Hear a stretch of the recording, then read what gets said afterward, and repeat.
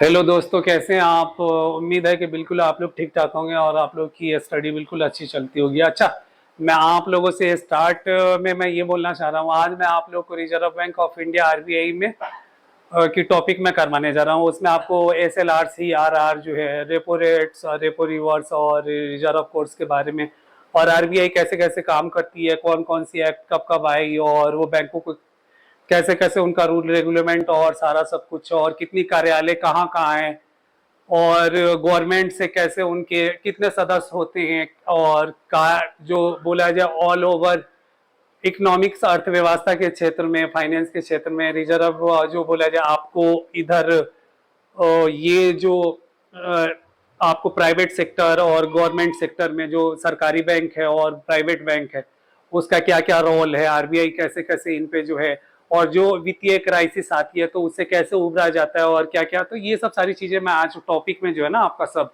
सारा सब, और इसमें जितने टॉपिक्स हैं आरबीआई का वो सब कुछ कराऊंगा। अच्छा, इससे पहले मैं आपसे एक चीज ये बोलना चाह रहा हूँ कि आप लोग की तैयारी अच्छे से कीजिए। तैयारी जब आप लोग जब कंप्लीट करेंगे ना तो आप लोग खुद ही बोलेंगे कि आओ लेके चले चांद सितारों के पार। तो ये चीजें जो है ना, आप बिल्कुल लंबे घोड़े की रेस, घोड़े का रेस बनिए और बिल्कुल एक बार में ही आप बिल्कुल ऐसा कीजिए जैसे घोड़ा बनिए आप, बिल्कुल फास्टली, बिल्कुल तोड़िए सारे दरवाजे तोड़ के, बिल्कुल प्रीलिम्स मेंस और इंटरव्यू क्लियर करके एक बार में ही आप लोग निकल जाइए। अपना इनसाइड जो है आप लोगों का तथ्य और कंसेप्ट है वो पूरा क्लियर कीजिए। चलिए अब टॉपिक की तरफ चलते हैं। मैं आप लोगों को बोल दिया, और अब आज का टॉपिक आरबीआई है, रिजर्व बैंक ऑफ इंडिया, ठीक ना। तो रिजर्व बैंक ऑफ इंडिया की स्थापना हुई थी, सबसे पहले मैं ये आप लोगों को बताना चाह रहा हूँ, भीमराव अंबेडकर द्वारा दी गई सिफारिश के आधार पर स्थापना की गई थी, ठीक है। और इन्होंने की गई थी, और ये कब की गई थी, इन्होंने जो है 1934 में किया गया था, और 1926 में हिल्टन यंग कमीशन भारत के royal commission on India currency and finance के नाम से आया था, ठीक। उससे पहले जो है ना भीमराव अंबेडकर की सिफारिश पे आरबीआई की स्थापना की गई थी। Book the problem of the rupees it origin and it's solution आया था, ठीक है, 1936 में। हिलमट यहाँ 1926 आपको मैं बताना चाह रहा हूँ, 1926 में क्या था आपको, 1926 में था हिल्टन यंग कमीशन।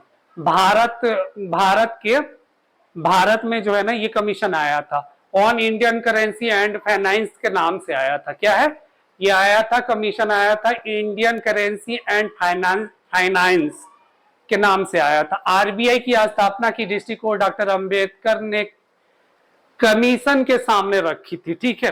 1 अप्रैल कब रखा था इन्होंने, फर्स्ट अप्रैल 1934 को, ठीक है। इन्होंने जो है ना 1934 को रखा था, और 1935 को जो बोला जाए 1 अप्रैल 1 अप्रैल जो बोला जाए, ये 1 अप्रैल 1935 को जो बोला जाए पूर्ण तरीका से लागू हुआ था, ठीक है। आरबीआई का 1 अप्रैल 1935 को reserve bank of India act 1934 के अनुसार स्थापना हुई थी। प्रारंभ में आरबीआई के निजी स्वामित्व वाला बैंक था, ठीक है। 1949 में आरबीआई का राष्ट्रीयकरण भारत सरकार के पूर्ण स्वामित्व वाला बैंक बन गया। कब बन गया ये, 1949 में। पहले क्या था, पहले कुछ चुनिंदा लोगों का जो है ना उस पर अधिपत था, मगर 1949 में जो है ना भारत सरकार ने इसका राष्ट्रीयकरण करके और अपने अंदर अपने अपने थ्रू जो है ना आरबीआई को एडॉप्ट किया लिया, ठीक है। और आरबीआई का जो है ये कब हुआ था, 49 में, याद रखिएगा, गवर्नमेंट का पूरा अधिपत हो गया। और प्रथम गवर्नर इनके सबसे पहले आरबीआई के प्रथम गवर्नर थे सीमत थे। और स्वतंत्र भारत के पास प्रथम गवर्नर डीसी देशमुख थे जी, ठीक ना। वर्तमान गवर्नर आपको शशिकांत दास है, ये तो आपको पता ही है। आरबीआई का प्रारंभ में केंद्रीय कार्यालय कहाँ था, कोलकाता में था। 1937 में केंद्रीय कार्यालय मुंबई में स्थापित किया गया। वर्तमान में आरबीआई का केंद्रीय कार्यालय मुंबई, और आरबीआई के क्षेत्रीय कार्यालय कितने हैं, 26 है। आरबीआई की जो है ना केंद्रीय कार्यालय कितनी है आपको, 26 है, ये याद रखिएगा आप लोग, ठीक ना। ये रह गया। और इसके अगला आगे की तरफ जब आप बढ़ेंगे तो भारत का वित्तीय वर्ष, भारत का वित्तीय वर्ष कब से कब तक माना जाता है, 1 अप्रैल टू जो बोला जाए 1 अप्रैल टू 31 मार्च को, मतलब 31 मार्च से लेके 1 अप्रैल तक माना जाता है। ये क्या होता है, ये फाइनेंशियल ईयर होता है। एक फर्स्ट, ये क्या है, फर्स्ट मार्च से जो बोला जाए आपको 31 अप्रैल 31 अप्रैल तक, ये क्या है, ये क्या फाइनेंशियल ईयर है। भारत का कृषि वर्ष कब माना जाता है, 1 जुलाई टू 30 जुलाई को एग्रीकल्चर ईयर माना जाता है, ठीक है। आरबीआई का खाता वर्ष 1 जुलाई टू 30 जुलाई माना जाता है। अकाउंट सेशन माना जाता है, ठीक है। ये आपको अकाउंट सेशन कब है, आपको आरबीआई का 1 जुलाई से है, ठीक ना। एक जुलाई को माना जाता है ये आपको, ठीक। अब आगे की तरफ आप आइए, रिजर्व बैंक ऑफ इंडिया, आप जो है इसमें सेशन रीजन माना जाता है, 1 जुलाई को माना जाता है, ठीक है। अब आरबीआई के अगले आगे की तरफ आप टॉपिक की तरफ आइएगा। आरबीआई के निम्नलिखित नियमों के तहत कार्य करती है। आरबीआई निम्नलिखित तथ्यों के तहत काम करती है। निम्नलिखित अधिनियम मतलब एक्ट के थ्रू काम करती है। कौन कौन सा एक्ट है वो मैं आपको बताना चाह रहा हूँ। आरबीआई एक्ट 1934 हो गया, बैंकिंग रेगुलेटिंग एक्ट 1949 हो गया, पब्लिक डिबेट एक्ट 1949 ये भी है आपको। भारतीय सिक्का अधिनियम कब आया था, 1906 में आया था, ठीक है। विदेशी मुद्रा विनियमन ये कब आया था, विदेशी मुद्रा एक्सचेंज जो है ये आपको आया था 1973 में आया था, जिसको हमने फेरा बोला जाता था, फेरा के नाम से स्टेबल किया गया था। मगर 1998 में क्या हो गया, ये फेमा हो गया। फेमा मतलब याद भी रखिएगा, फेमा डिमोन्स्ट्रेशन, तो ये रखिएगा कि जहां से जो बोला जाए फेमस मिले, तो उस वर्ड को, फेमस वर्ड को याद रखिएगा, आपको खुद आ जाएगा। पहले क्या था, फेरा था, उसके बाद 98 में फेमा हो गया। तो ये आपको मैं ये बताना चाह रहा हूँ, ठीक है। उसके बाद आगे की तरफ है निर्देशक मंडल। आरबीआई केंद्रीय निर्देशक मंडल द्वारा शासित केंद्रीय निर्देशक बोर्ड की नियुक्ति भारत सरकार द्वारा किया जाता है, ठीक है ना। आरबीआई के केंद्रीय निर्देशक बोर्ड की केंद्रीय बोर्ड के द्वारा शासित केंद्रीय निर्देशक बोर्ड की नियुक्ति किसके द्वारा किया जाता है, इंडियन गवर्नमेंट, मतलब सेंट्रल गवर्नमेंट के द्वारा किया जाता है। ये कैसे किया जाता है, सेंट्रल गवर्नमेंट की तरफ से किया जाता है, ठीक ना। आपको ये हुआ। आरबीआई के केंद्रीय निर्देशक मंडल का गठन, इसमें कब, आरबीआई के केंद्रीय निर्देशक मंडल निर्देशन मंडल का गठन ये हुआ था सरकारी निर्देशक, कितना, 1+4, ये कितना, 4। इसमें सरकारी निर्देशक कितने होते हैं, 1+4, ये कितने हो गए, 5 हो गए। एक पूर्णकालिक मतलब एक पूर्ण जो है ना, पूर्ण तरीके से एक गवर्नर होते हैं। अधिकतम 4 उप गवर्नर होते हैं। जो मेन गवर्नर होंगे वो 1 होगा और उनके उप गवर्नर जो होंगे वो 4 होंगे। कितने मिला के 5 हो गए। गैर सरकारी निर्देश कितने हैं, 16 है। सरकार द्वारा निर्मित 4 अस्थायी बोर्डों में से एक है। ये क्या, 1 है, 4 है और 10 है। ये क्या आपको 15 हो गया और 1 मनोनीत किया जाता है, तो 16 हो गया आपको। स्थानीय बोर्ड, स्थानीय बोर्ड कहाँ कहाँ है, मुंबई, कोलकाता, चेन्नई, नई दिल्ली। प्रत्येक स्थानीय बोर्ड में 5 सदस्य होते हैं। नियुक्ति केंद्र सरकार द्वारा किया जाता है। आपको मैं बता रहा हूँ, नियुक्ति केंद्र सरकार के द्वारा किया जाता है। और इनकी कार्यालय कहाँ कहाँ, स्थानीय बोर्ड की कार्यालय कहाँ कहाँ है, मुंबई है, कोलकाता है, चेन्नई है, नई दिल्ली है, प्रत्येक स्थानीय बोर्ड में। और इसकी जो है ना, इंडिया में लगभग 26 जो है आरबीआई की शाखाएं हैं, ठीक है। आप आज स्थानीय बोर्ड का कार्य, केंद्रीय बोर्ड को सलाह देना होता है। स्थानीय सरकारी तथा घरेलू बैंकों को प्रोत्साहित आर्थिक आवश्यकताओं का प्रतिनिधित्व करता है और केंद्रीय बोर्ड द्वारा समय समय पर सौंपे गए अन्य कार्य करता है, ठीक है। तो इसमें क्या, केंद्रीय सरकार जो है, केंद्र सरकार के अधीन जो है ना आरबीआई काम करता है, याद रखिएगा। ये नहीं कि आरबीआई जो है ना बिल्कुल गवर्नमेंट का परमिशन लिए बिना भी कुछ भी अपना रूल रेगुलेशन बना दे, तो इंडियन पार्लियामेंट्री सिस्टम जो है ना, आपको संसद है वो कभी जो है ना चलने नहीं देगी। और ये सब आरबीआई की गवर्नर की भी नियुक्ति जो बोला जाए ना, वो संसद के द्वारा होता है। भारतीय कानून के आपको देखा जाए, भारतीय संसद इंडियन पार्लियामेंट्री के थ्रू होता है, सरकार इंडियन गवर्नमेंट के थ्रू होता है। अब मोटे तौर पे ये समझ लीजिए। भारत का केंद्रीय बैंक क्या है, सभी बैंकों का संचालन करना, अर्थव्यवस्था का नियंत्रण करना। ये किसका है, आरबीआई का कार्य है। आरबीआई का कार्य नोट जारी करना, मुद्रास्फीति नियम, कायर का जो रीजनल जो क्षेत्र है, और निगरानी, वित्तीय प्रणाली का विनिमय एक्सचेंज और पर्यवेक्षण, विदेशी मुद्रा का प्रबंधन करना, यानी फॉरेन मनी का जो है ना, फॉरिजन मनी का जो है ना प्रबंधन करना।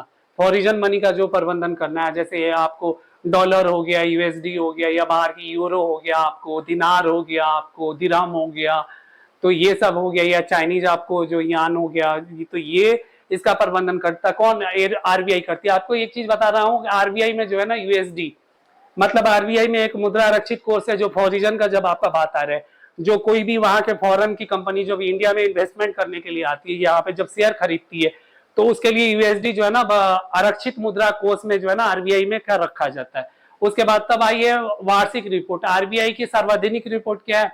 स्टैट्यूटरी रिपोर्टर्स, आरबीआई के केंद्रीय निर्देशक मंडल में सरकार को प्रस्तुत की जाने वाली रिपोर्ट है, हर एक वर्ष में जारी होता है। वार्षिक रिपोर्ट भारतीय अर्थव्यवस्था का आकलन और संभावना है। इसमें क्या अर्थव्यवस्था की स्थिति की समीक्षा की जाती है।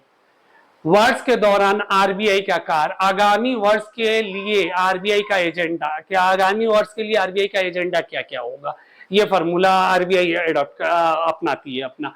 RBI reserve bank of India, केंद्र सरकार रिजर्व बैंक के गवर्नर के परामर्श कर बैंक को ऐसे दिशा निर्देश दे सकती है कि जो जनता के हित में आवश्यक हो, मतलब पब्लिक के हित में जो हो, वही जो है ना आरबीआई जो है ना अदर बैंकों को परामर्श देती है। लोन हो गया, फाइनेंस हो गया, इन्वेस्टमेंट हो गया, सेविंग अकाउंट्स हो गया, करेंट अकाउंट हो गया, ये सब किसके? आरबीआई के पॉलिसी के थ्रू होता है। इसके इसके किसी भी दिशा निर्देश के बाद बैंकों का काम एक केंद्रीय निर्देशन मंडल को सौंप दिया जाता है। ठीक है, ये निर्देशक मंडल बैंक के सभी शक्तियों को सौंपी जाती है। मतलब क्या है ये? आपको बैंक के सभी शक्तियों को सौंपी जाती है, किसके द्वारा? आरबीआई का सौंपी जाती है, और तथा उपयोग कर सकता है। कौन कर सकता है? जो बैंकों पे जो आरबीआई कानून लगाती है, उस बैंक को करना होगा। सब जितने भी है आपको, कमर्शियल बैंक हो गए, प्राइवेट बैंक हो गए, सहकारी बैंक हो गए, ये सब आ जाएंगे।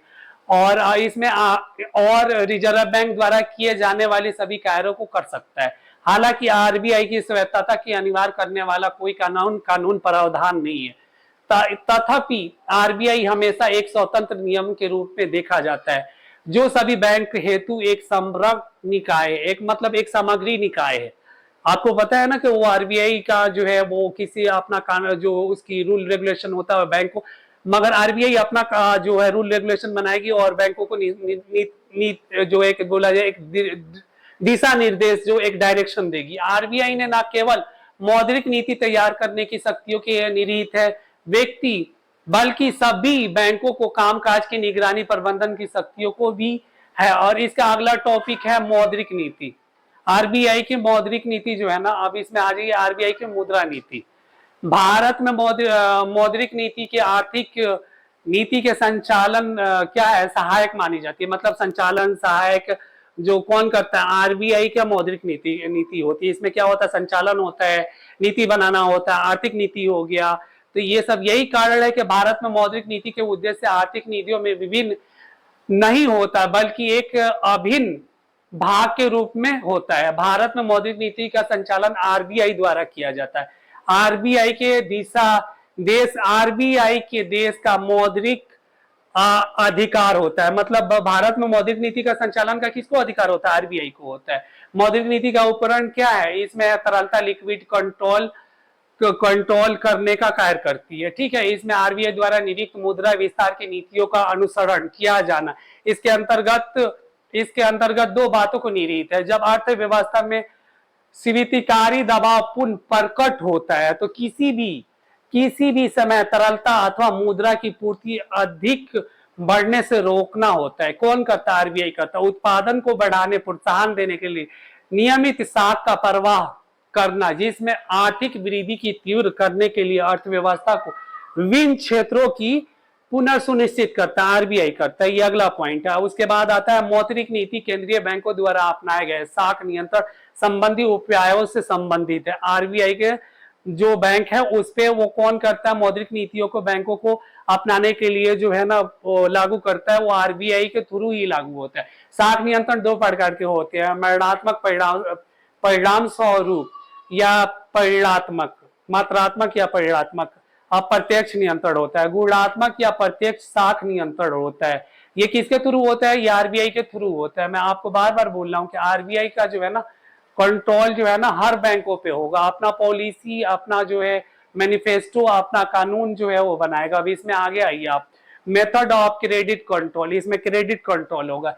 क्वांटिटिव कंट्रोल होता है। क्वांटिटिव कंट्रोल क्या होगा? The value of quantity of money, it it controls credit आपको इनडायरेक्टली, ठीक है। ये कौन करेगा? आरबीआई करेगी। Lands are control not by brokers, it's no age general credit, investment use are bank, rate open market operation CRR etc. CRR आगे मैं CRR आप लोगों को कराता हूँ। क्वांटिटिव, इसमें क्या गुणात्मक, quality of the use are the purposes of credit, is control credit director. इसमें क्या? ऋण देना, ऋण लेने का कार्य होता है।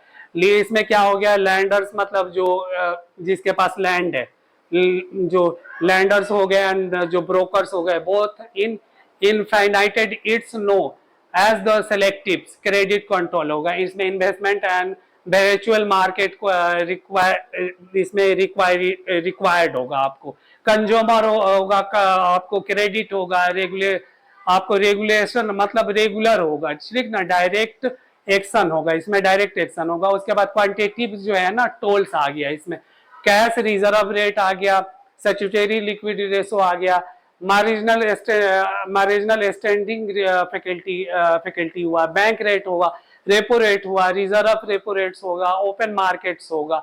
तो ये किसके थ्रू होगा? ये आरबीआई के थ्रू होगा। अब आपका सबसे इंपॉर्टेंट चैप्टर आ गया आपको एसएलआर और सीआरआर। देखिए ये एसएलआर और सीआरआर, ठीक है। तो अब ये चैप्टर जो है मैं आपको ये बता रहा हूँ। सीआरआर का मतलब वैधानिक तरलता अनुपात, स्टैट्यूटरी लिक्विड रेशियो है। सीआरआर का मतलब होता है कैश रिजर्व रेशियो, नकदी आरक्षित अनुपात से है, या नेट टाइम और डिमांड लाइबिलिटी का प्रतिशत है, जिससे बैंकों को अपनी तिजोरी में रखना अनिवार्य होता है, ठीक। अब इसमें एसएलआर और सीआरआर का मतलब क्या होगा आपको? सीआरआर में केवल कैश रिजर्व शामिल है, लेकिन एसएलआर में क्या है कि गोल्ड, इसमें क्या है? गोल्ड, बॉन्ड और सिक्योरिटी जैसे दो लिक्विड एसेट भी शामिल है, जो एसएलआर के रूप में रिजर्व फंड्स पर ब्याज इंटरेस्ट अर्जित करता है, लेकिन सीआरआर के रूप में रिजर्व बैंक का फंड पर कोई ब्याज नहीं मिलता है, ठीक ना। आरबीआई सीआरआर फंड रखता है, लेकिन बैंक स्वयं एसएलआर रखता है, ठीक है ना। मतलब आरबीआई जो है ना, कोई भी जो है इनको ब्याज इन्वेस्टमेंट जो है ना बैंकों को नहीं देगा। अगर बैंक सीआरआर अपना रख रहा है ना वहां पे, तो जो आपको एसएलआर पे जो है आपको इंटरेस्ट मिलेगा, मगर सीआरआर पे जो है ना कोई भी नहीं मिलेगा। अच्छा, ये चीज एक किसी स्टूडेंट ने मेरे को टॉपिक पे अभी काफी दिन पहले उन्होंने कमेंट किया था कि आप जो है ना रेपो रेट्स और रेपो रिवर्स के बारे में, रिजर्व आरबीआई का जो है ना रिजर्व रेपो रेट्स पे आप इंक्रीमेंटल सीआरआर के बारे में आप बताइए।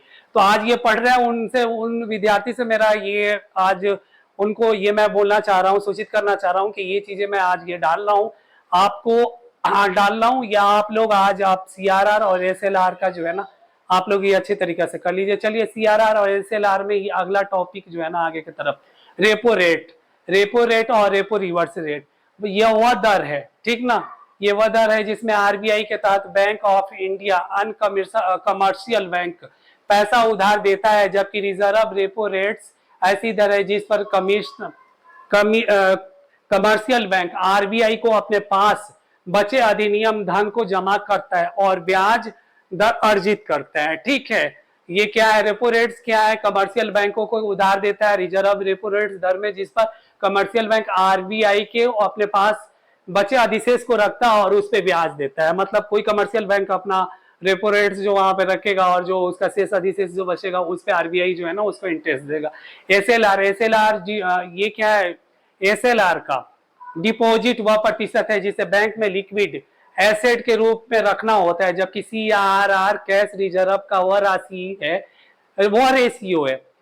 ये क्या? सीआरआर कैश रिजर्व का वह रेशियो है जिसे बैंकों को आरबीआई के पास रखना पड़ता है, अनिवार्य है रखना, तभी आरबीआई जो है ना उनको लिए जो है ना फंड मनी जो उनको बोला जाए, जो आपको किसी बैंक को जो है वो अपने आरबीआई उनको देगी तरलता मार्केट में बढ़ाने के लिए, बैंक का जो है ना कामकाज, और उनको पहले कुछ जो बोला जाए आपको बोला ना लिक्विड एसेट के रूप में रखना होता है।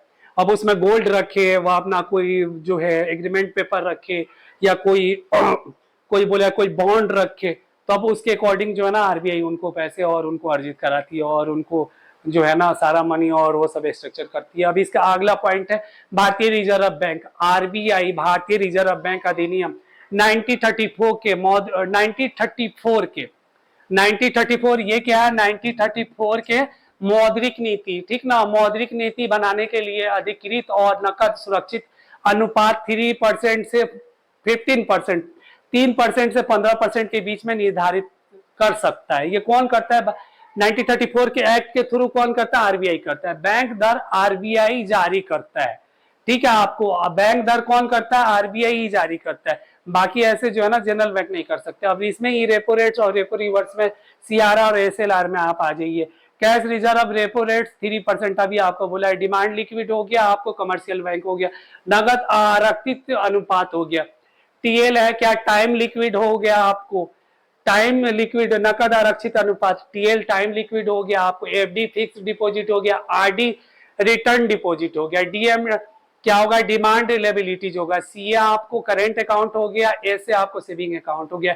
टीडी टी ये क्या है?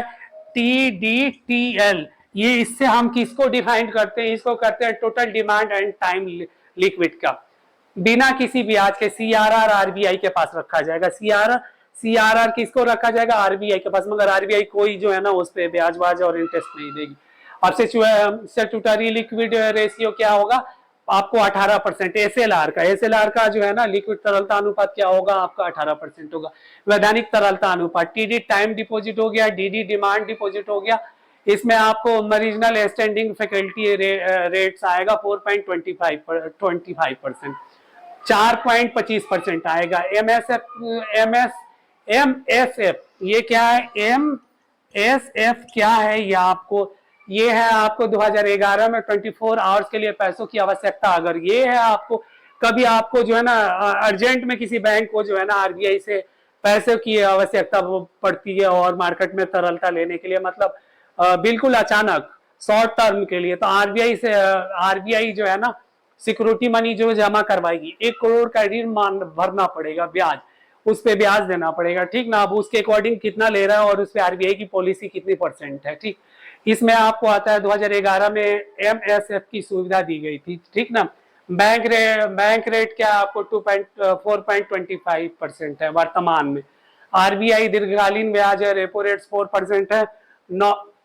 नॉर्मल क्या है? नॉर्मल इसमें इमरजेंसी, मतलब नॉर्मल इमरजेंसी आपातकाल के लिए पैसों की आवश्यकता।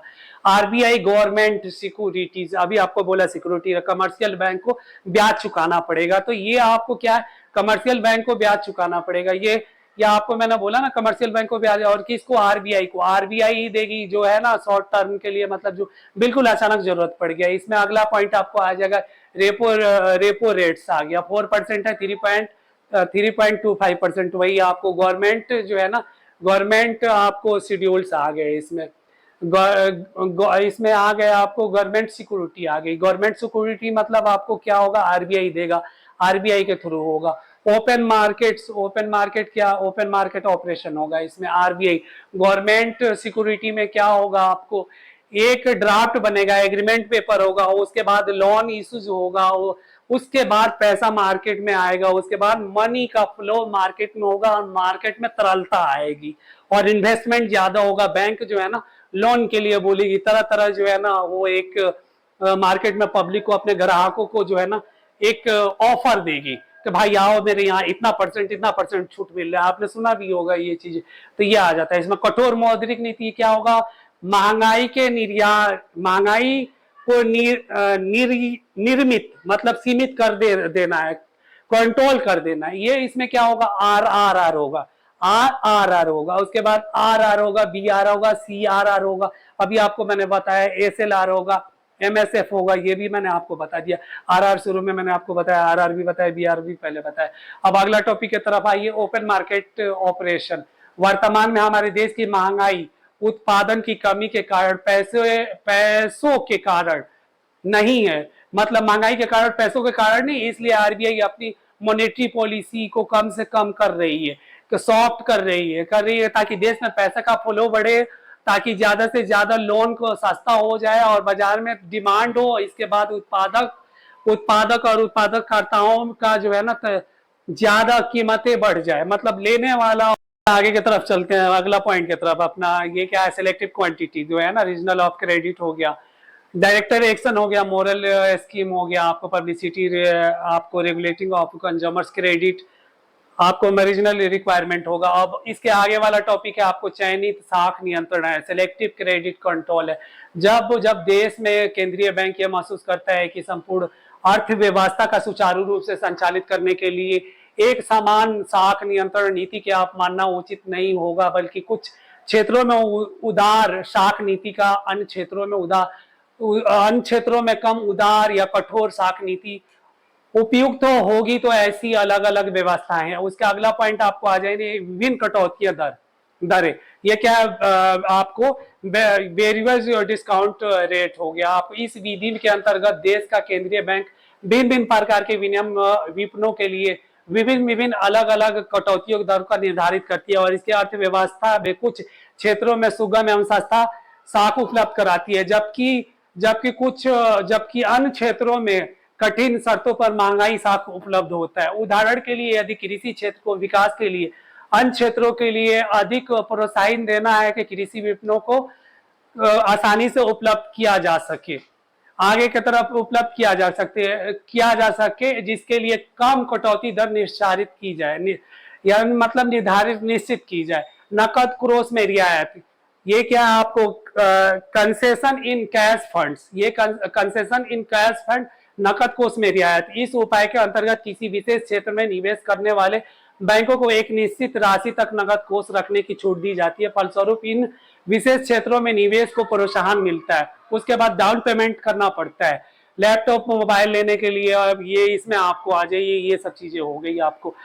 इसमें आइए पूर्वानुमति द्वारा ऋण देना, loan provided to pro order. कभी कभी देश का केंद्रीय बैंक अर्थव्यवस्था के कुछ क्षेत्रों में साख विस्तार की सीमित करने के उद्देश्य से व्यापारियों एवं व्यापारी बैंकों पर नियंत्रण लगा देता है। एक निश्चित राशि के अधिक मात्रा में ऋण देने पर केंद्रीय बैंक की अनुमति लेना आवश्यक है, ठीक ना। ये कमर्शियल बैंक, किसी देश में केंद्रीय बैंकों को ऋण की आवश्यकता की साख विस्तार में प्रभाव को ध्यान में रखकर निश्चित सीमा से अधिक की राशि नियंत्रण की जाती है। चलिए आगे के टॉपिक की तरफ चलते हैं। अब इसमें आ जाइए आपको अगला टॉपिक अपना उपभोक्ता साख नियम। ये क्या है, ये इसमें आएगा रेगुलेशन ऑफ कंज्यूमर्स क्रेडिट। इस प्रकार के साख नियमों का आवश्यक टिकाऊ और मूल्यांकन का मूल्यवान वस्तुओं के खरीद हेतु दिए जाने वाली साख नियंत्रण से है। वर्तमान में कई देशों में motor, car, television, motorcycle, fridge इत्यादि के टिकाऊ वस्तु या किस्तों के उधार पर बेची जाती है। अर्थव्यवस्था में तेजी के दिन में उपभोक्ता साख का संकुचन किया जाता है, जबकि मंदी के दिनों में इसका विस्तार किया जाता है। मंदी के दिन में विस्तार किया जाता है, ठीक है। आप यहाँ इसको इस पॉइंट कीजिएगा। इस उपाय के अंतर्गत केंद्रीय बैंक के द्वारा उपभोक्ता साख पर कुछ नियंत्रण लगा दिया जाता है। इसे साख की कुल राशि, भुगतान अवधि के निर्धारण आदि उपाय मुख्य रूप से किए जाते हैं, ठीक है। आपात पूर्व जमा करना, डिपोजिट बिफोर इंपोर्ट। साख नियंत्रण का ये उपाय देश में आयात कम करने या हतोत्साहित करने के उद्देश्य से किया जाता है। इस उपाय में अंतर्गत जो है आपातकर्ताओं के आयात लाइसेंस देने के समय में आयात मूल्यों का एक निश्चित प्रतिशत केंद्रीय बैंक के पास, आरबीआई के पास जमा किया जाता है। उसके बाद आगे के टॉपिक है मौद्रिक नीति। मौद्रिक नीति में क्या है, इसका आरबीआई जो मौद्रिक नीति की सीमाएं जो बनाती है, मंदी के समय में मौद्रिक नीतियों की प्रभाव न होने के कारण प्राय यह देखने का अतः मौद्रिक मुद्रास्फीति के प्रभावी होती, किंतु दूर करने के उतनी प्रभावी एवं सक्षम, अतः मौद्रिक नीतियों का प्रभाव एक पक्षीय है। इसमें अगला पॉइंट आ जाएगा इसमें है सही जानकारी ना होने पर नकारात्मक प्रभाव। कब और किन परिस्थितियों मौद्रिक नीतियों का इस्तेमाल किए जाने पर, जब इसकी जानकारी की जाती है तो मौद्रिक नीतियों के किए जाने वाले परिवर्तन हानिकारक हो सकते हैं। ये आप ये पॉइंट कीजिएगा। अब आगे की तरफ, आर्थिक विशेषताओं उद्देश्य की पूर्ति के लिए मौद्रिक नीतियों का संतुलन किया जाना था, वो भी प्राप्त नहीं होगा, ठीक ना। मौद्रिक नीति का प्रभावपूर्ण ना होना, मौद्रिक नीति एक प्रत्यक्ष उपाय है। यदि इसे कठोरता के साथ अपनाया जाता है तो आर्थिक विकास का कार्य अवरुद्ध हो जाता है। इसके विपरीत यदि मौद्रिक नीतियों की लचीला रूप से देखा जा सकता है। मंदी के समय में मौद्रिक नीतियों का प्रभाव न होना पर यह देखने में आता है कि मौद्रिक नीतियों के मुद्रास्फीति में प्रभावी होते ही किंतु मंदी के दौर करने में, मंदी को दूर करने में उतनी प्रभावी एवं सक्षम नहीं हो पाता है मौद्रिक नीति। ठीक ना, मौद्रिक नीति का प्रभाव एक पक्षीय है, सिर्फ मौद्रिक उपाय कारगर नहीं है। आर्थिक सर्वेक्षण एवं आर्थिक विश्लेषणों का मानना है कि बाहरी और आंतरिक दबाव के ग्रसित अर्थव्यवस्था से संतुलन की स्थिति को प्राप्त करने अथवा बनाए रखने के लिए मौद्रिक नीतियों अथवा मौद्रिक उपायों पर निर्भर नहीं किया जा सकता है। अब इसके अगला पॉइंट है हार्ड मॉनेटरी पॉलिसी। ये क्या है? रेट बढ़ना, तरलता कम करना, बाजार में नियंत्रित करना होता है, बाजार दरों में कमी और तरलता बढ़ाना होता है। मौद्रिक नीति समिति, मॉनेटरी पॉलिसी कमेटी, ठीक ना, ये 27 जून 2016 में वित्तीय अधिनियम 2016 के तहत गठित किया गया था। बाजार दर निर्धारित अधिप्रसंगिक और पारदर्शनीय बनाना, मतलब एक बिल्कुल जो बोला जाए आपको साफ सुथरा पारदर्शी बनाना। संचार, इसकी जो है ना, इसमें आपको जाएगा संरचना, मतलब सुचारू तरीके से संरचना चलाना। ये क्या है? 6 सदस्य, 3 सदस्य आरबीआई से और 3 अन्य सदस्य होंगे जिनकी नियुक्ति केंद्र बैंक द्वारा किया जाता है। आरबीआई का गवर्नर इस समिति का पेदन अध्यक्ष होता है। आरबीआई डिप्टी गवर्नर मौद्रिक नीति समिति के प्रभावी के तौर पर काम करता है और लक्ष्य इसका है कि प्राथमिक उद्देश्य आर्थिक वृद्धि में ध्यान में रखते हुए मूल्य स्थिरता बनाए रखना। आरबीआई एक्ट 1934 के अनुसार भारत सरकार आरबीआई से परामर्श करके प्रत्येक 5 वर्ष के लिए साल में एक मुद्रास्फीति लक्ष्य को निर्धारित करती है। ये कौन करता है? आरबीआई सरकार के परामर्श से, सलाह से। केंद्र सरकार में इस उपभोक्ता मूल्य सूचकांक कंज्यूमर प्राइस सीपीआई के अनुसार अगस्त 2016 में 31 मार्च 2021 के लिए 4+ और 2% निर्धारित किया गया था। ये आपको जो है ना किसके? आरबीआई और गवर्नमेंट के थ्रू। अभी इसका अगला पॉइंट आप आ जाइए, पीएसएल है। ये क्या? प्राइवेट सेक्टर जो है लोडिंग है, इसमें प्राथमिक क्षेत्रक देता आरबीआई 75% देगा, domestic commercial bank and foreign bank, इसमें foreign bank less than the 20% होगा। टोटल प्योरिटी सेक्टर, इसमें जो है ना टोटल प्योरिटी होगा और ये इसमें क्या होगा? टोटल प्राइवेट सेक्टर क्या होगा? इसमें प्योरिटी होगा और प्राइवेट सेक्टर के लिए जो है ना ऋण ज्यादा होगा और गवर्नमेंट सेक्टर के लिए जो है ना ऋण जो है वो कम होगा। इसमें ऋण क्या? 40% है। टोटल प्योरिटी सेक्टर एसबीआई का है, ठीक ना। एग्रीकल्चर है 18% है, मैक्रो इंटरप्राइजेस 7.5 है, वर्कर्स सेक्टर से जो है वीकर सेक्टर मतलब कमजोर सेक्टर जो है उसमें 12% और फॉरिजन बैंक के लिए क्या होगा? 4% होगा। टीडी 32% होगा। Can be in the from of the landing export and not leisure then the can be not on year primary sector not applicable, मतलब ये अप्लीकेबल नहीं होगा 1 साल के लिए। प्राइवेट सेक्टर नॉट अप्लीकेबल, इसमें भी आ जाइएगा आपको माइक्रो इंटरप्राइजेस में। और वीकर सेक्टर में भी आपको जा जाइए नॉट एप्लीकेबल, मतलब ये सक्षम नहीं होगा। उसके बाद आगे के टॉपिक की तरफ आपको मैं बता रहा हूँ बैंकों का राष्ट्रीयकरण। बैंकों का राष्ट्रीयकरण कैसे कैसे हुआ वो आप लोगों को मैं बताना चाह रहा हूँ। बैंकिंग सुविधाओं तथा सेवाओं को विस्तार में देश का अधिक विकास, रोजगार, इसमें अशिक्षा, गरीबी को दूर करना था। ग्रामीण क्षेत्रों में विस्तार और स्थिति को सुधार करना था। मूल उद्देश्य है वित्तीय ये क्या है? इसमें मूल उद्देश्य में क्या होगा? वित्तीय समावेश मूल मध्यम वर्ग के लिए, ठीक है, ये आ गया। उसके बाद आगे के टॉपिक में तरफ आप लोग आइए, राष्ट्रीयकरण का प्रभाव, मतलब राष्ट्रीयकरण जो हुआ उसका प्रभाव इम्पैक्ट क्या पड़ा, निगेटिव इम्पैक्ट क्या पड़ा। बैंकों की शाखाओं में बढ़ोतरी, बैंकों की पूंजी बड़ी, सरकारी धन में वृद्धि हुआ, गिरावट तथा मध्यम वर्ग से जुड़े वित्तीय समावेश, यह आपको यह आ गया, वित्तीय समावेश हो गया। आगे की तरफ जो है ना अगला टॉपिक जो है आपको इसमें होगा राष्ट्रीयकरण का प्रभाव। राष्ट्रीयकरण की प्रभाव जो है इसमें निगेटिव इम्पैक्ट पड़ता है, बैंकों के कामकाज पर बुरा असर पड़ता है। मतलब बैंक के जो है कामकाज उनका जो है ना वर्क करने का जो तौर तरीका होगा और गवर्नमेंट एक बार आरबीआई एक ही बार लाके उसके सारे जो है जितने रूल रेगुलेशन बना हो उसका बिल्कुल नई तरीके से वो लागू करेगी, तो उसको थोड़ा सा वक्त लगेगा, टाइम लगेगा। टाइम पीरियड जाहिर सी बात है ये एक आप अपने बौद्धिक क्षमता, बौद्धिक तौर से, ये आप खुद अपने तरीके से सोचिए ना, अगर किसी तरीके से किसी भी रिफॉर्म को लाया जाए तो उसमें तो टाइम तो लगेगा ना इम्प्लीमेंट के लिए।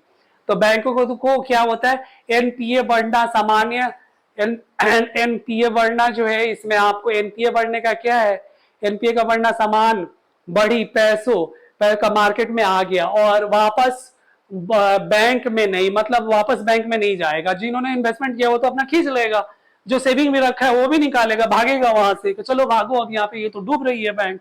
ठीक है, उसके आगे अगला टॉपिक में नए बैंक लाइसेंसों की स्कीम के लिए नई समिति, श्यामलाल गोपीनाथ समिति, ये कब आपको एस्टेबल किया गया था, इसकी स्थापना कब हुई थी, मार्च 2021 में किया गया था। और किसके द्वारा, आरबीआई ने कहा था, आरबीआई के द्वारा कहा था, किसने, आरबीआई ने क्या कहा था, उद्देश्य लघु वित्तीय बैंक एसएफबीएस के आवेदन को मूल्यांकन के लिए, ये क्या है, एस आपको ये क्या है, एसएफबीएस है, ठीक ना, ये आपको है आवेदनकर्ताओं के मूल्यांकन के लिए। और ये क्या, समिति आकलन, इसका समिति आकलन कितने दिन कार्यकाल होता है, 3 साल के लिए होता है। तो ये आप लोगों का आरबीआई का चैप्टर रह गया, इसमें रेपो रेट भी, रेपो रिवर्स, आपको जो बोला जाए बैंकों का एकीकरण और बैंकों का आरबीआई का कैसे होता है, वो सब सारा सब कुछ, आरबीआई कैसे अपने नियम लागू करती है, और बैंक का आरबीआई भी, या जो बैंक है वो गवर्नमेंट के अधीन कैसे कैसे आते हैं, कौन कौन से एक्ट है, वो सब